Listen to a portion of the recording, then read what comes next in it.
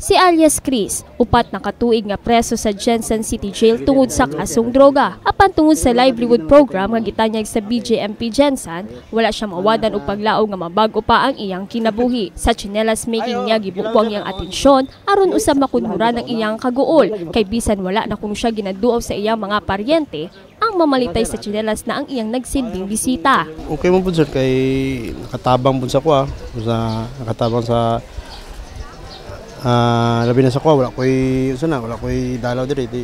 Nalingaw po na ako akong sarili imbis na mag-goal ka kay wala kay kuan, pero okay naman po sir, makatabang po sa financial ug sa kuan sa ka-goal diri.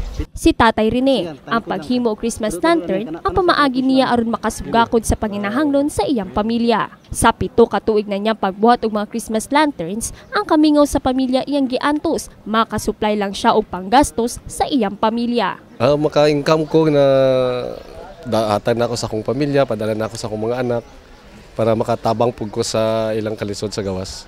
Kay bisan na ako diri sa silog ginahimo po na ako ang kutob sa akong mahimo nga maayo lang buhat para maka-income ko ug makatabang sa akong pamilya, mga anak. Anaa sa 75 pesos ang kantidad sa tsinelas ug anaa usab sa usa ka gatos ngadto sa 300 usab ang Christmas lanterns. Nagahimo usab sila og flower pot. Bali po yung mga ano po natin, yung mga products po ng mga inmates po natin, kadalasan po yung yung target market po niyan is yung mga dalaw lang din po, or yung mga yung mga kakilala po ng mga dalaw natin or kakilala ng mga personnel natin.